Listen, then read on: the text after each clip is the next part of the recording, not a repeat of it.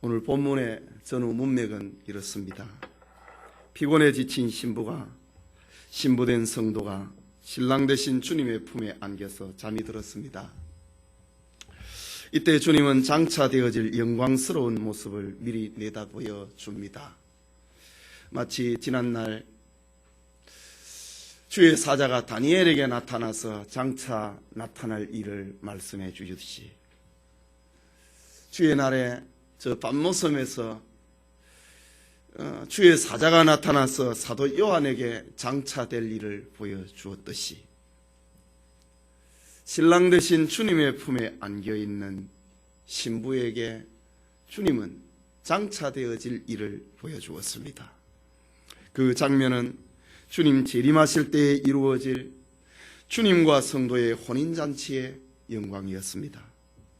아가서 4장 전반부는 이때의 신부가 얼마나 아름다운 모습을 갖추게 될 것인가에 대해서 신부의 아름다운 몸의 비유를 하여서 7가지로 칭찬합니다. 눈과 머리털과 이와 입술과 입, 그리고 뺨과 목과 두 유방의 아름다움을 가지고 성도가 이 세상에서 주님을 섬겼던 그 사랑의 흔적, 봉사의 흔적을 신부의 몸에다가 비유하여서 주님은 말씀하십니다. 이것은 신부된 성도가 이 땅에서 주님의 일을 하는 동안에 가졌던 아름다운 흔적들이었습니다. 세상에서 성도의 아름다운 부분적인 아름다움이었지만은 천국에서는 그 아름다움은 완전한 아름다움이 될 것입니다. 세상에서 성도의 아름다움은 거룩과 세속이 섞여 있는 그런 아름다움이었지만은 천국의 아름다움은 오직 거룩한 것만 나타나는 그런 아름다움이 될 것입니다. 그렇다면 주님께서 왜 이 영광스러운 모습을 미리 보여주시는가? 그것은 영광의 날이 앞에 기다리고 있다고 하는 것을, 그 사실을 알려주므로 성도들로 하여금 그날을 소망을 하고 주님의 일을 더 충성하고 더 열심히 힘을 내게 하기 위해서 주님께서는 장차 되어질 일을 보여주신 것입니다. 아가서 4장 6절, 오늘 본문 이 4장 6절 이후에는 주님 재림의 날까지 주어진 사명을 위해서 최선을 다하라고 하는 주님의 격려입니다. 본문에서 우리 구원을 위해서 인류 역사의 황혼기에 주님이 가시는 그 길을 알려주고 있습니다. 주님이 가시는 길은 십자가를 짊어지고 죽음의 동산과 부활의 동산으로 올라간다고 하는 것을 구약시대에 미리 보여주고 있는 장면입니다. 그때에 주님은 말씀하십니다. 사랑하는 신부야, 너도 십자가를 짊어지고 나의 발자취를 끝까지 따라와서 최후 승리를 거두는 자가 되라 라는 것이 오늘 본문의 결론입니다. 계속되는 아가서 강의 신랑의 격려라는 제목으로 은혜 받고자 합니다. 첫째로 역사의 황혼기에 주님이 가시는 길을 보여주고 있습니다. 6절 말씀을 같이 읽겠습니다. 날이 기울고 그림자가 갈 때에 내가 모략산과 유양의 작은 산으로 가리라. 지금 구약에서 신약에 되어질 일을 지금 보여주고 있습니다. 이 말씀은 솔로몬이 술람미 여인에게 하는 말입니다. 솔로몬은 인류 역사를 날이 기울고 그림자가 갈 때에 라고 하므로 세상 역사를 하루에다가 비유하고 있습니다. 날이 기울고 그림자가 갈 때에 태양이 서산에 걸려 있으면 잠시 후면은 황혼이 깃들게 됩니다. 성경은 이때를 가리켜서 말세라고 합니다. 다니엘서 10장 14절에는 이제 내가 말이래 내 백성에 당할 일을 네게 깨닫게 하러 왔노라. 대저 이 이상은 오랜 후의 일이니라 라고 했습니다. 하나님의 사자가 다니엘에게 나타났어. 내가 말이래, 말세에 내 백성이 당할 일을 네게 깨닫게 하기 위해서 내가 왔다 라고 천사가 다니엘에게 그렇게 찾아왔습니다. 사도행전 2장 16절에서 17절을 보면은 이는 곧 선지자 요엘로 말씀하신 것이니 일렀으되 하나님이 가라사대 말세에 내가 내 영을 모든 육체에게 부어주르니 너희의 자녀들은 예언할 것이요 너희의 젊은이들은 환상을 보고 너희의 늙은이들은 꿈을 꾸리라. 말세에 되어질 일입니다. 오늘 본서를 기록하고 있는 솔로몬은 이렇게 인류의 역사를 하루의 날로 비유를 하고 있습니다. 그것은 사도 베드로의 말씀과 잘 조화를 이루는 말씀이기도 합니다. 베드로후서 3장 8절에 사랑하는 자들아 주께는 하루가 천년 같고 천년이 하루 같은 이 한 가지를 잊지 말아라. 베드로도 이 세상의 역사를 하루다 라고 표현합니다. 모세도 이와 비슷한 표현을 합니다. 시편 90편 4절에 주의 목전에는 천년이 지나간 어제 같으며 밤의 한 경점 같음이니이다 라고 말로 합니다. 이렇게 솔로몬은 이 세상 역사에 끝나는 그 지점에 말세에 주님이 이 땅에 오신다 라고 말을 합니다. 그 말세는 예수님이 이 땅에 초림을 하고 재림을 할 때 그 전 시간입니다. 그 시간이 지금 2000년입니다. 2000년이 지나고 있지만은 주님에게는 하루가 천년 같고 천년이 하루 같다 라고 표현을 하고 있습니다. 지금 솔로몬을 통하여서 술람미 여인과의 이 사랑대화 속에서 날이 기울고 그림자가 갈 때에 이 하루를 표현을 하고 있습니다. 구약에서는 언제나 예수님의 초림과 예수님의 재림을 동일선상에서 같이 일어나는 것으로 이렇게 지금 구약 성경에는 언제나 예언을 하고 있습니다. 계속해서 본문을 봅니다. 날이 기울고 그림자가 갈 때에 주님이 어디로 가신다고 했는가? 뭐라고 했습니까? 오늘 성경은 모략산으로 또 유향의 작은 산으로 가신다 라고 말씀하고 있습니다. 이 내용이 무엇이냐 이거지요. 이 내용을 알기 위해서 우리는 모략과 유향이 예수님과 어떤 관계를 하고 있는지를 생각을 해야 됩니다. 예수님이 탄생을 하실 때에 별을 연구하던 동방의 박사들이 베들레헴의 아기 예수 탄생을 경배하기 위해서 동방에서 베들레헴으로 찾아왔습니다. 그리고 저들이 예수님 앞에 예물을 드립니다. 3가지 예물을 드렸지요. 마태복음 2장 11절에 보면은 집에 들어가 아기와 그 모친 마리아에 함께 있는 것을 보고 엎드려 아기께 경배하고 보배합을 열어 황금과 유향과 모략을 예물로 드리니라. 여기에 모략이 유향이 등장을 합니다. 동서고금의 많은 주석가들은 여기 황금은 왕 대신 예수님의 성탄을 축하하기 위함이라고 그렇게 주석을 하는 데는 이견이 없습니다. 그리고 모략은 그리스도의 순환과 죽음을 예표하는 것에 주석은 일치를 합니다. 그리고 유향은 예수님의 신성과 거룩한 기도를 상징을 하고 있다는 것에 모든 주석가들은 일치를 하고 있습니다.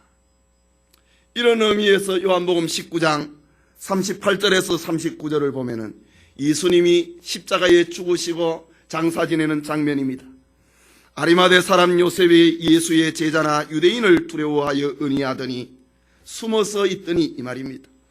이 일 후에 빌라도더러 예수의 시체를 가져가기를 구하며 빌라도가 허락하는지라. 이에 가서 예수의 시체를 가져가니라. 일찍이 예수께 밤에 나와왔던 니고데모도 모략과 침향 섞은 것을 100건쯤 가져온지라.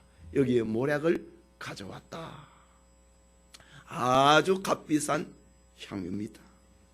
모략은 유대인의 장례법에 있어서 시체를 염할 때의 필수 재료입니다. 모략은 더운 지방에서 시체의 빠른 부패를 냄새나는 것을 방지하기 위해서 시체에 바릅니다. 그렇다면 지금 오늘 본문에 등장하고 있는 주님이 모략산으로 간다 날이 기울고 그림자가 갈 때 내가 모략산으로 가리라 라는 이 말이 무엇인가? 이것은 장차 주님이 가시게 될 고난과 십자가의 길을 두고 하는 말입니다. 계속해서 본문은 유양의 작은 산으로 간다고 했습니다. 유양의 작은 산, 유양의 작은 동산으로 간다고 하는 말입니다. 유양은 동아프리카의 석회 암벽에서 자라나는 보스페리아라는 나무에서 채집된 진액을 가지고 만들어진 것입니다. 나무의 진액입니다. 이 색깔이 우윳빛을 띈다고 해서 유향이다. 유자를 써서 유향이다 라고 합니다. 성경의 유향은 거의 모든 경우에, 성경 전체에 유향이 나타날 때에는 거의 모든 경우에 하나님 앞에 예배드리는 행위에 이 유향이 나타납니다. 출애굽기 30장 37절과 38절에는 네가 만들 향은 여호와를 위하여 거룩한 것이니 그 방법대로 너희를 위하여 만들지 말라. 물은 맡으려고 이 같은 것을 만드는 자는 그 백성 중에서 끊쳐지리라. 성경에 유향이라고 나오는데 이 유향을 가지고 너가 냄새 맡으려고는 만들지 마라. 너가 맡으려고 하는 냄새 맡으려고 유향을 만들면 너는 죽을 것이다 라고 합니다. 이것은 오직 하나님을 위해서 만들라. 성경에 나타난, 신구약 성경에 나타난 유향은 언제나 예배와 하나님과 관계될 때에 사용이 되는 말입니다. 유향은 하나님만을 위해서 사용할 것이고 사람이 자기를 위해서 사용해서는 안 된다고 했습니다. 여호와 하나님께 향을 드릴 때에 번제에 타는 숯불을 취하여서 지성소 바로 앞에 성소에 놓여있는 금향로에서 하나님을 위해서 만든 그 향을, 유향을 거기에 태워라 라고 했습니다. 이때 하늘로 올라가는 그 연기는 백성들과 제사장들이 하나님께 드리는 감사와 기도를 상징을 한다 라고 말하고 있습니다. 그 향은 분명히 하나님께 바쳐진 기도의 제물을 가리킵니다. 그 흠없는 기도의 제물은 바로 예수 그리스도의 기도를 두고 하는 말입니다. 이런 사실을 우리는 성경에서 알 수 있습니다. 누가복음 1장 9절에서 11절에 제사장의 전례를 따라 제비를 뽑아 주의 성소에 들어가 분향하고 모든 백성은 그 분향하는 시간에 밖에서 기도하니 주의 사자가 저에게 나타나 향단 우편에 서더라. 대제사장이 성소에 들어가서 그 향단에 유향을로 분향을 할 때에 성도들은 밖에서 기도하더라. 이 유향은 바로 성도의 기도를 상징을 하고 있다 이 말입니다. 더 분명한 것은 요한계시록 5장에 나타납니다. 요한계시록 5장 8절에 책을 취하심에 네 생물과 24장로들이 어린 양 앞에 엎드려 각각 금은고와 향이 가득한 금 대접을 가졌으니 이 향은 성도들의 기도라. 지금 천국에서 이루어지는 현상입니다. 모습입니다. 하나님 앞에 금향단이 있더라. 거기에서 향이 올라가는데 그것은 성도들의 기도더라. 바로 성소에 있었던 그 기도를, 향을 분향을 하는 그 장면을 두고 하는 말입니다. 대제사장이 성소에서 분향을 할 때에 일반 성도들과 백성들은 성전 밖에서 엎드려 하나님 앞에 기도한다. 향은 바로 성도의 기도를 상징을 한다. 요한계시록 8장 3절에는 또 기록을 합니다. 또 다른 천사가 와서 제단 곁에 서서 금향로를 가지고 많은 향을 받았으니 이는 모든 성도의 기도들과 합하여 보좌 앞 금단앞에 드리고자 함이러라. 어김없이 이 향은, 유향은 기도를 상징하고 있음을 알려주고 있습니다. 자, 말씀을 7절, 6절의 말씀을 정리를 해봅니다. 모략산은 예수님께서 십자가에 달려 죽으신 골고다의 언덕을 가리킵니다. 장차 주님이 골고다 언덕으로 갈 것이다 라는 말입니다. 또 유양의 작은 산은 예수님께서 잡히시기 전날 밤에 땀이 핏방울처럼 떨어지도록 간절히 기도하셨던 겟세마네 동산, 작은 동산입니다. 겟세마네 동산을 가리키고 있습니다. 솔로몬은 술람미 여인과의 사랑의 대화에서 장차 이 땅에 이루어질 위대한 주님의 대속의 사건을 지금 예언을 하고 있는 것입니다. 날이 기울고 그림자가 갈 때에 신랑 되신 주님은 신부를 위하여 성도를 구원하기 위하여서 친히 모략산으로, 저 갈보리의 동산으로, 겟세마네 동산으로 주님이 갈 것이라고 말씀하고 있습니다. 주님이 가신 그 길은 고난과 십자가의 길입니다. 신부된 성도를 살리는 능력이 있는 기도가 있는 동산입니다. 영원한 효력을 바라는 겟세마네의 동산입니다. 땀이 떨어져 핏방울처럼 맺히는 간절한 기도가 있는 겟세마네의 작은 동산으로 갈 것이다. 1000년 전에 솔로몬을 통하여서 주님의 이 십자가 고난과 기도의 골짜기를 이렇게 시적으로 표현하고 있습니다. 이것은 우리를 위하여서 주님이 가신 길입니다. 지금 이 말씀은 구약적 시각에서 하고 있는 말입니다.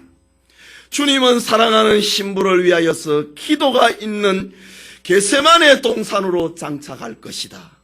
십자가가 있는 골고다 언덕으로 장차갈 것이다 라고 말하고 있습니다. 그게 둘째로 신부를 향한 신랑의 칭찬입니다. 7절 말씀입니다. 같이 봅시다. 나의 사랑,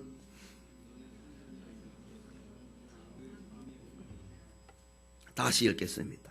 나의 사랑, 너는 순전히 어여뻐서 아무 흠이 없구나. 주님이 신부를 향한 칭찬입니다. 주님 재림의 날에 신부의 변형된 모습을 보시고 아가서 4장 1절에는 너는 어여쁘고 어여쁘다라고 칭찬했습니다. 그리고 어여쁘고 어여쁜 내용을 1절에서 5절까지 구체적으로 신부의 신체에다가 비유를 해서 말했습니다. 그러나 이 아름다운 모습은 재림의 날뿐만이 아니고 신부가 이 땅에서 주님의 일을 하는 동안에 가졌던 아름다움입니다. 비록 불완전하고 비록 부분적인 것이지만은 이런 아름다움을 가지고 있습니다. 나의 사랑, 너는 순전히 어여뻐서 아무 흠이 없구나. 이거는 바로 이 시대, 이 세상에 살고 있는 신부를 향한 주님의 칭찬입니다. 그렇다면 이 말씀이 4장 1절에는 재림하실 주님의 메시지입니다. 그런데 4장 7절에 왜 이 땅에 살고 있는 신부에게 어여쁘고 어여쁘다 라고 또 반복해서 말씀을 하고 있는가? 라는 것입니다. 이것은 오늘 본문 7절과 오늘 본문의 7절은 그 앞에 있는 말씀, 6절 말씀하고 8절에 있는 말씀을 연결하기 위한 겁니다. 7절에 뭐라고 그랬습니까? 6절에 날이 기울고 그림자가 갈 때에 내가 모략산과 유양의 작은 산으로 간다라고 했습니다. 십자가를 지고 그리고 겟세마네의 동산, 기도의 동산으로 역사가 기울어질 때에 내가 그 길로 갈 것이다 라고 했습니다. 8절에는 무엇입니까? 너는 나를 따라와야 된다. 나와 함께 가자 라는 말입니다. 그것을 연결하기 위해서 지금 7절 말씀에 나의 사랑, 너는 순전히 어여뻐서 아무 흠이 없구나 라고 합니다. 이런 문맥에서 오늘 본문은 7절의 말씀을 생각해 보아야 됩니다. 이것이 어떤 의미를 담고 있는가? 너는 영적인 아름다움을 가졌다라는 말입니다. 다시 말하자면 성령으로 너는 충만하여졌구나 라는 말입니다. 우리가 이 땅에서 하나님 보시기에 어여쁘고 어여쁜 모습이 어떤 모습이겠습니까? 바로 성령으로 충만해 있을 때가 우리가 이 땅에서 주님이 보실 때에 어여쁘고 어여쁜 모습입니다. 여러분의 무엇을 보고 주님이 여러분을 이쁘다고 하겠습니까? 성령으로 충만해 있을 때에 주님은 우리를 이쁘다, 어여쁘고 어여쁘다 라는 말입니다. 이런 능력을 가졌기 때문에 8절에 그 길을 능히 따라올 수 있다 라는 말입니다. 예를 들면은 주님께서 마태복음 16장에 십자가와 고난의 길을 가시겠다고 말합니다. 그러자 베드로가 당황을 하여서 그런 일들은 주님에게 미칠 수 없습니다. 내가 막을 것입니다 라고 합니다. 그때 예수님이 베드로를 꾸짖었습니다. 그리고 하시는 말씀, 그 길을 나는 가야 되는 길이다 뿐만이 아니고 제자들 너희들도 나를 따라와야 된다 라고 주님이 말씀하셨습니다. 또 베드로를 향해서 요한복음 21장 18절에 이런 말씀을 합니다. 내가 진실로 진실로 네게 이르노니 젊어서는 네가 스스로 띠띠고 원하는 곳으로 다녔거니와 늙어서는 네 팔을 벌리리니 남이 네게 띠띠우고 원치 아니하는 곳으로 가리라 라고 했습니다. 베드로가 젊었을 때는 자기 하고 싶은 대로 했습니다. 그러나 오순절 성령의 강림을 체험을 하고 난 다음에는 베드로는 자기 하고 싶은 대로 안 했습니다. 성령에 이끌려서 갔습니다. 처음에는 죽이려고 하니까 주님을 모른다 부인을 했습니다. 도망을 쳤습니다. 그러나 성령이 충만하고 난 다음에 그는 스스로 남이 베드로를 꽁꽁 묶었다, 손을 벌리고 죽었다, 베드로의 십자가 죽음을 말하고 있는 것입니다. 베드로는 당장 주님을 따르지 못했습니다.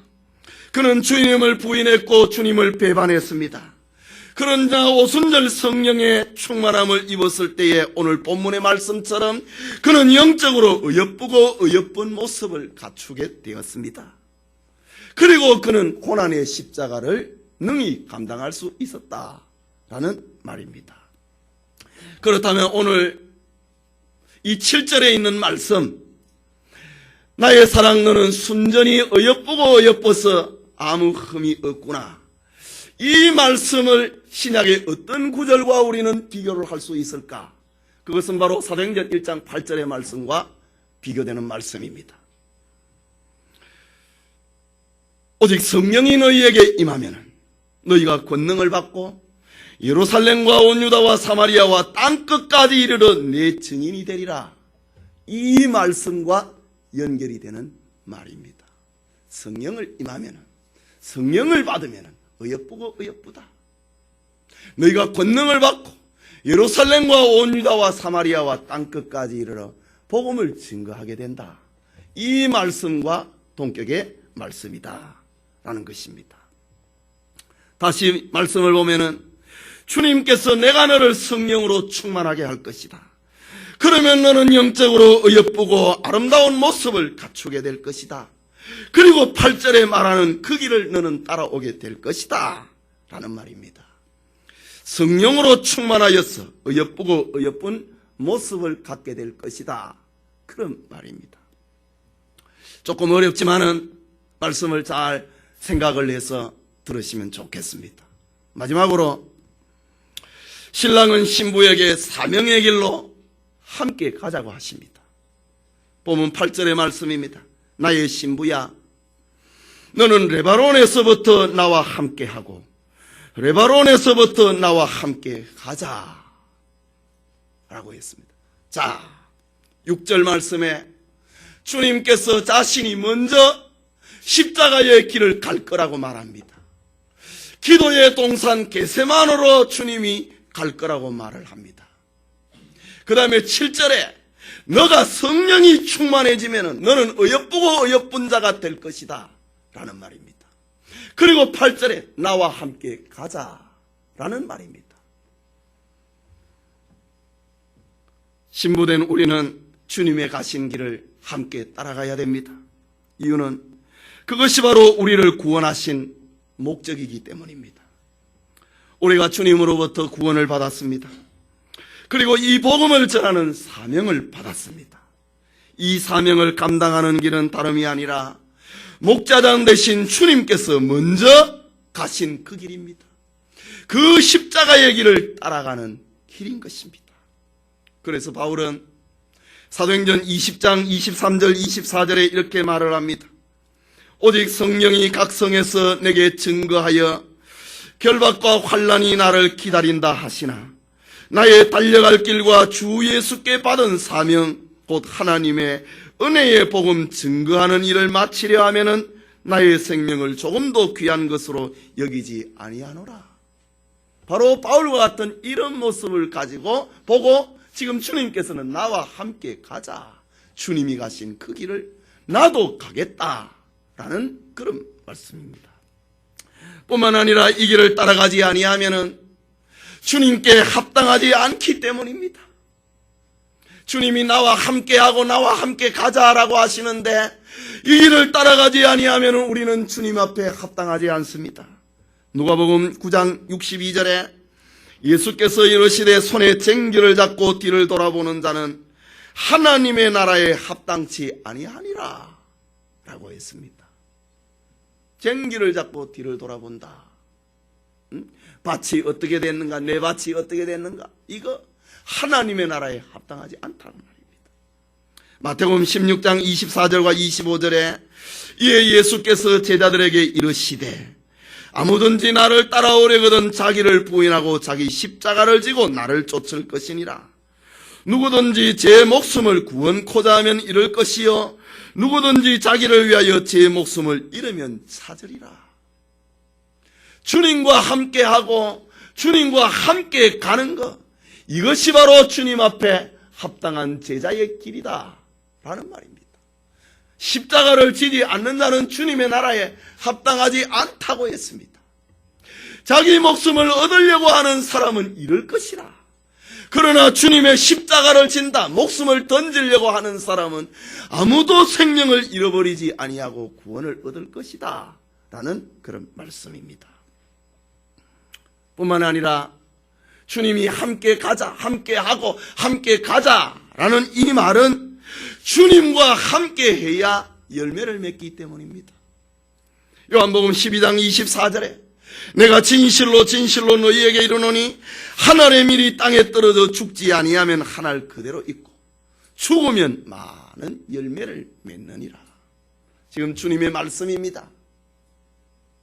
술람이 여자에게 나의 신부야, 너는 레바논에서부터 나와 함께하고 레바논에서부터 나와 함께 가자. 이 말은 주님과 함께 가야 열매를 맺는다. 많은 열매를 맺기 때문에 그렇습니다. 계속해서 8절의 말씀을 봅니다.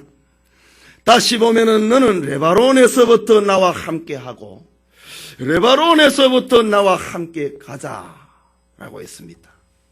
이 말씀은 신부된 성도가 주님께서 먼저 걸어가신 십자가의 길, 목양의 길을 따라가는데 그 출발점이 어디인가를 알려주고 있습니다. 그 출발점이 오늘 8절 말씀이 어디입니까? 레바논이라고 얘기합니다. 레바논에서부터 나와 함께하고 레바논에서 나와 함께 가자. 신부의 출발점이 레바논입니다.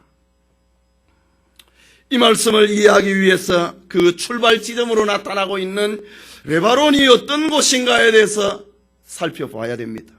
레바논은 팔레스타인 북부 지역에 솟아있는 거대한 산악지방을 가리킵니다. 이 레바논 기슭에 술람미 여인의 고향 수넴이라고 하는 작은 동네가 있습니다. 그렇다면 솔로몬이 술람미 여자에게 함께 가자라는 이 말은 더 이상 고향에 머물러 있지 말라는 말입니다. 더 이상 너의 고향을 그리워하지 말라고 하는 말입니다. 이제 솔로몬이 말을 합니다. 이제 나와 함께 왕도인 예루살렘으로 가자라는 그런 말입니다. 그렇다면 이 말은 영적으로 어떤 의미를 담고 있는가? 성도가 주님과 함께하고 주님과 함께 주님을 더불어 따라간다. 이것은 본토 친척 아비집을 떠나야 된다고 하는 말입니다. 하나님께서 아브라함에게 찾아오신 말씀도 바로 그런 맥락으로 하신 말씀이었습니다. 창세기 12장 1절과 2절에 여호와께서 아브라함에게 이르시되 너는 너의 본토 친척 아비집을 떠나 내가 네게 지시할 땅으로 가라. 내가 너로 큰 민족을 이루고 네게 복을 주어 네 이름을 창대케 하리니 너는 복의 근원이 될지라 라고 했습니다. 하나님께서 아브라함을 축복하기 원하십니다. 아브라함에게 풍성한 열매 맺기를 원하십니다. 아브라함에게 하나님과 동행하기를 원하고 계십니다. 내가 너로 큰 민족을 이루겠다고 말씀하셨습니다. 그러나 이 갈대아 우르에서는 아니라는 말입니다. 내가 지시하는 땅으로 가라고 하는 말입니다. 오늘 본문의 말씀에 보면은 너 레바논에서 나와 함께 가고 레바논에서부터 나와 함께 가자. 레바논을 떠나자. 레바논에 매여 있지 말아라 라는 그런 말씀입니다. 히브리서 11장 8절에는 믿음으로 아브라함은 부르심을 받을 때에 순종하여 장래의 기업으로 받을 땅에 나갈새 갈 바를 알지 못하고 갔으며 라고 했습니다. 본토 친척 아비집에 매여 있는 것이 아니고 하나님이 가라, 하나님이 가자라고 하는 그곳을 향하여서 아브라함은 갔다. 이것이 바로 주님과 동행하는 길입니다. 계속해서 히브리서 11장 15절 16절을 보면은 저희가 나온 바 본향을 생각하였다면 돌아갈 기회가 있었으려니와 저희가 이제는 더 나은 본향을 사모하니 곧 하늘에 있는 것이라. 그러므로 하나님이 저희 하나님이라 일컬음 받으심을 부끄러워 아니하시고 저희를 위하여 한 성을 예비하셨느니라. 술람미 여자가 주님의 신부가 되고 주님의 제자가 되고 주님의 일꾼이 되기 위해서는 레바논을 떠나야 된다. 나와 함께하고 나와 함께 가자. 레바논에 대해서 미련을 갖지 말라. 너의 고향을 떠나라 라는, 너의 육체를 떠나라 라는 그런 말씀입니다. 계속해서 오늘 본문의 말씀은 주석이 필요한 말씀입니다. 8절 후반부를 봅니다. 아마나와 스닐과 헤르몬 골짜기에서 사자굴과 표범산에서, 자, 아마나와 스닐과 헤르몬 꼭대기에서 또 사자굴과 표범산에서 내려다 보아라 라고 합니다. 8절 전반부에 레바논에서부터 함께 가자고 말씀했습니다. 이것은 주님을 따라가는 사명을 감당하는 출발점입니다. 그리고 지금 산에서 내려다 보아라 라고 합니다. 이것은 사명을 마치고 난 다음에 지금까지 달려왔던 사명 감당의 길을 회고해 보아라, 뒤돌아 보아라 라는 그런 말입니다. 그렇다면 이 말씀은 레바논에서부터 출발을 했는데, 그리고 아마나와 스닐과 헤르몬 꼭대기에서 사자굴과 표범산에서 내려다 보아라. 이 말씀은 신부가 지금까지 걸어온 일들입니다. 걸어온 길들입니다. 사명을 감당하기 위해서 신부가 어떻게 그 길을 지나왔는지를 돌아보아라 라는 말입니다. 그런데 그 길이 어땠는가? 아마나와 스닐과 헤르몬 꼭대기다 라고 합니다. 참 어려운 말입니다. 여기에 나오는 세 가지 이름이 뜻이, 세 가지 이름, 그 지니고 있는 뜻이 영적으로 우리에게 아주 분명하게 그 뜻을 말해주고 있습니다. 먼저 아마나, 신부가 술람미 여자가 지금까지 걸어왔던 그 길이 어디였는가? 아마나를 통과했다 이 말입니다. 아마나라는 이 말은 진실입니다. 간사한 것이 없다라는 그런 뜻을 가지고 있습니다. 이 말은 예수님께서 제자 나다나엘을 부를 때에 하셨던 말이기도 합니다. 요한복음 1장 47절에 예수께서 나다나엘에게 자기에게 오는 것을 보시고 그를 가리켜 가라사대 보라, 이는 참 이스라엘 사람이라 그 속에 간사한 것이 없도다. 이때에 바로 아마나라는 말입니다. 나다나엘의 이런 모습은 당시의 거짓 종교인들, 외식하는 바리새인들과 정반대되는 삶의 모습이었습니다. 그렇다면 이 말씀의 영적인 의미가 무엇이겠습니까? 주님을 따라가는, 주님과 함께하고 주님을 따라가는 신부에 가는 그 길은, 사명을 감당하는 그 길은 외식하는 신앙으로는 주님을 따라갈 수 없다는 말입니다. 오직 진리인 하나님의 말씀을 마음에 새기고 나다나엘처럼 그 말씀에서 좌로나 우로나 치우치지 아니하고 다 지켜 행하는 여호수아가 걸어갔던 그 길처럼 진실한 마음, 견고한 마음으로 가는 길임을 보여주고 있습니다. 주님을 따라가는 길, 레바논에서 출발을 하여서 지금 산꼭대기에 와갖고 뒤를 돌아보아라고 했는데, 돌아보니까 그 신부가 지금까지 거쳐왔던 길은 아마나 골짜기를 통과했다. 진실의 골짜기, 거짓이 없는 골짜기를 걸어왔다. 이것이 주님과 동행하는 길이요, 주님을 따라가는 길입니다. 또 선일이라고 했습니다. 이 선일이라고 하는 말은 갑옷이라는 말입니다. 이 단어의 뜻과 관련해서 우리는 사도 바울의 말씀을 기억을 해야 됩니다.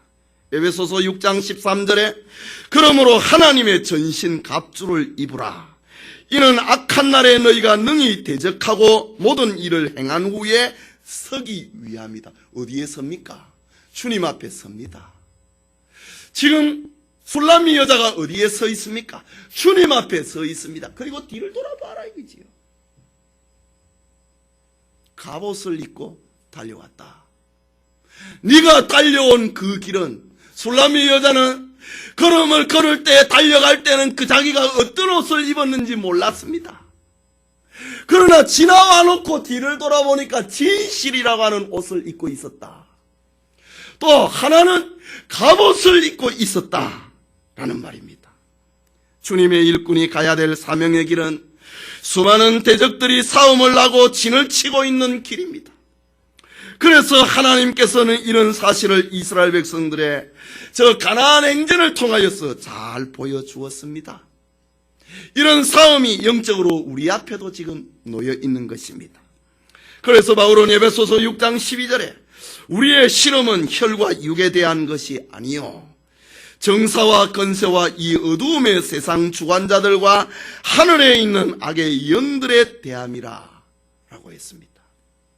우리가 주님과 함께한다, 우리가 주님의 길을, 그 발자취를 따라서 간다, 이것은 하나님의 전신 갑주로 무장을 해야 된다.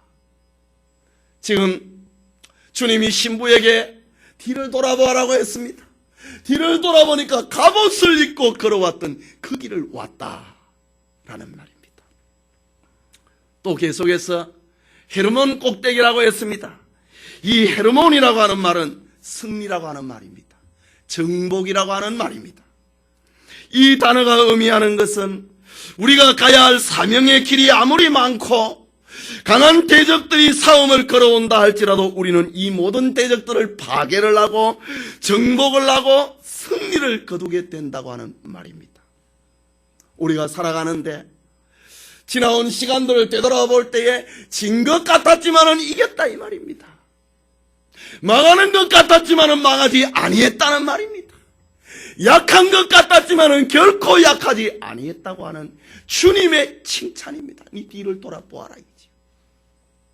헤르몬이라고 했습니다. 승리라고 하는 말입니다. 이런 승리의 약속은 오늘날 주님의 신부된 우리에게 있는 것입니다. 예수님은 제자들에게 말씀하셨습니다. 요한복음 16장 33절에 이것을 너희에게 이름은 너희로 내 안에서 평안을 누리게 하려 함이라. 세상에서는 너희가 환난을 당하나 담대하라. 내가 세상을 이기었노라. 세상에서 너가 안 진다 라는 말입니다. 주님 앞에 서서 전 인생을 뒤돌아볼 때에 성도는 승리했다 이 말입니다. 패한 사람은 주님 앞에 설 수가 없습니다. 주님 앞에는 다 승자만이 설 수 있습니다. 바울은 로마교회 성도들에게 권면했습니다. 로마서 8장 37절에 그러나 이 모든 일에 우리를 사랑하시는 이로 말미암아 우리가 넉넉히 이기느니라. 주님의 능력을 힘입어서 우리는 세상에서 이긴다. 너가 걸어온 길을 돌아보아라. 이긴 길이었다 라고 말입니다. 주님의 일꾼인 신부가 가야 될 사명의 길은 진실한 믿음을 가지고 가는 길입니다. 하나님의 전신갑주로 무장을 하고 가는 길입니다. 그러면은 반드시 승리하고 원수를 정복을 하고 사명을 완수하는 길임을 보여주고 있습니다. 8절 말씀을 다시 봅니다. 나의 신부야, 너는 레바논에서부터 나와 함께하고 레바논에서부터 나와 함께 가자. 아마나와 스닐과 헤르몬 꼭대기에 서서. 신부가 지금 있는 자리입니다. 지금까지 걸어온 그 길은 진실이라고 하는 길이었습니다. 하나님이 주시는 전신 갑옷을 입고 있는 길이었습니다. 패한 것 같지만은 결코 패하지 않는 길이었습니다. 그 다음에 나오는 말씀, 사자굴과 표범산에서 내려다 보아라. 헤르몬 꼭대기에 서서, 그걸로 끝나는 게 아니고 사자굴과 표범산에서 내려다 보아라. 꼭대기에 올라가 있습니다. 지나온 길입니다. 사자굴을 지났다, 표범산을 지났다 라는 말입니다. 이것은 신부가 걸어온 길을 되돌아보면은 사자나 표범 같은 무서운 적들이 있음을 보여주고 있습니다. 이런 내용들을 문학적으로 잘 표현해 놓은 것이 철로 역정이지요. 이런 아가서에 나오는 이런 내용들을 문학적으로 구상화시켜서 표현을 해놓은 작품이 철로 역정입니다. 사도 바울은 에베소 교회의 장로들과 이별을 하면서 이런 권면을 한 적이 있습니다. 사도행전 20장 29절에서 31절에 내가 떠난 후에 흉악한 이리가 너희에게 들어왔어. 짐승이 들어온다 이 말이 아닙니다. 지금 영적으로 하는 말입니다. 내가 떠난 후에 흉악한 이리가 너희에게 들어왔어. 그 양떼를 아끼지 아니하며 또한 너희 중에서 제자들을 끌어 자기를 쫓게 하려고 어그러지는 말을 하는 사람들이 일어날 줄을 내가 아노니 그러므로 너희가 일깨어 내가 3년이나 밤낮 쉬지 않고 눈물로 각 사람을 훈계하던 것을 기억해라. 바울이 걸어왔던 길이 바로 사자굴을 지나고 표범산을 지난 길이었습니다. 바울이 지금 에베소 교회를 떠나갑니다. 에베소 교회 장로들에게 너희들에게도 이런 일이 있을 것이다. 성도가 걸어가는 그 길은 주님 앞에 서기까지, 그 시간까지 성도의 걸으면은 사자굴을 통과하고 표범산을 통과한다. 돌아보니까 그랬다. 바울이 지난 날을 돌아보면서 에베소 교회 성도들에게 말로 했듯이 지금 주님은 신부에게 네가 돌아왔던 길을 돌아보아라. 너가 왔던 길은 사자굴을 통과했고 표범산을 통과했다 라는 그런 말입니다. 그리고 마지막에 산에서 내려다 보아라 라고 합니다. 어떤 의미를 담고 있습니까? 신부가 한평생 사명의 길을 달려왔던 그 길을 보라는 말입니다. 그때에 주님께서 신부에게 말씀하십니다. 네가 참 잘 달려왔다. 네가 달려온 것을 돌이켜 보아라. 이 험한 길 얼마나 훌륭하게 달려왔는가. 선한 싸움을 싸우면서 달려왔는지를, 얼마나 많은 승리의 전과를 올렸는지를 돌이켜 보아라. 정말로 잘했다, 장하다. 혼인잔치 자리에서 주님은 신부를 그렇게 칭찬하는 것입니다. 마태복음 25장 21절에 그 주인이 이르되 잘하였도다 착하고 충성된 종아 네가 작은 일에 충성하였으니 내가 많은 것으로 네게 맡기리니 네 주인의 즐거움에 참여할지어다. 이 장면이 천국에서 이루어지는 장면 아닙니까? 지금 주님이 술람미 여자를 통하여서 성도들에게 말을 하고 있습니다. 잘했다 이거지. 너는 정신없이 일평생을 달려왔지만은 뒤를 돌아보아라. 그것은 믿음의 길이었다. 진실한 길이었다. 간사가 없는 길이었다. 비록 이 땅에서 우리가 섞임이 있다 할지라도 성령의 능력을 힘입어서 달려가는 그 길을 보고 주님은 그래 칭찬하십니다. 너가 달려온 길을 보아라. 너는 내가 준 전신 갑주를 입고 있었다. 너가 달려온 길을 돌아보아라. 너는 지는 것 같았지만 너는 지지 아니했다. 너는 망하는 것 같았지만 너는 망하지 아니했다. 승리의 꼭대기에 너가 지금 서 있는 그 모습을 보아라. 내가 너를 이기게 하지 아니했느냐? 또 너 산 위에서 내려다 보아라. 너가 걸어온 길은 사자와의 싸움이 있는 길이었다. 너가 서 있는 그 길에서 뒤를 돌아보아라. 너가 걸어온 그 길은 표범과의 싸움이 있는 길이었다. 너가 지지 아니했구나. 네가 작은 일에 충성했으니 내가 많은 것을 맡기겠다. 마태복음 25장에 있는 말씀과 너무나도 일치하고 있는 아가서의 말씀입니다. 사명을 끝내고 주님 앞에 설 때에 칭찬을 받는 성도들이 되시기 바랍니다. 성도 여러분, 영원히 죽어 멸망할 수밖에 없는 우리를 살리려고 주님은 말세에 또 우리에게는 2000년 전에 이 땅에 오셔서 모략산과 유양의 작은 산 골고다 언덕과 겟세마네 동산에 오르시는 주님이었습니다. 그리고 재림의 날에 우리가 받게 될 그 영광을 보여주면서 사명의 길을 따라오라고 주님은 말씀하고 있습니다. 그때까지 충성하라고 말씀하고 있습니다. 우리는 주님의 말씀에, 주님의 부탁에, 나의 신부, 나의 사랑, 레바논에서부터 나와 함께하고 레바논에서부터 나와 함께 가자 라는 주님의 말씀을 주의 깊게 기울여야 됩니다.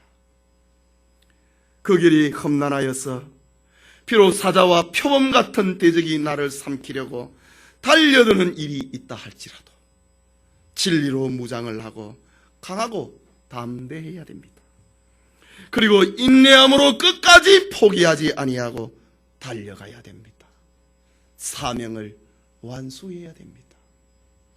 우리의 힘으로는 약하지만 오직 성령이 너희에게 임하면 너희가 권능을 받고 예루살렘과 온 유대와 사마리아와 땅끝까지 이르러 내 증인이 되리라 라고 했습니다. 나의 사랑, 너는 순전히 어여쁘서 아무 흠이 없구나. 성령 충만한 우리의 모습을 두고 하는 말입니다. 바울은 영의 아들 디모데에게 편지를 하기를, 내가 선한 싸움을 싸우고 나의 달려갈 길을 마치고 믿음을 지켰으니 이제후로는 나를 위하여 의의 면류관이 예비되었으므로 주 곧 의로우신 재판장이 그날에 내게 주실 것이니 내게만 아니라 주의 나타나심을 사모하는 모든 자에게니라 라고 했습니다. 여러분, 달려갈 길을 마치고 주님 앞에 설 때에 주님은 우리에게 말씀하십니다. 나의 신부야, 네가 달려온 길을 보라. 참 잘 달려왔다.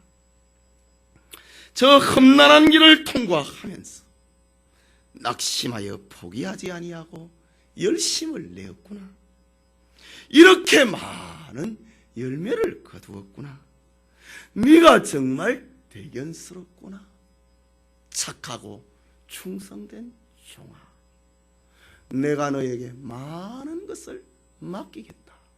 나의 즐거움에 너가 참여하도록 해라 라고 말입니다.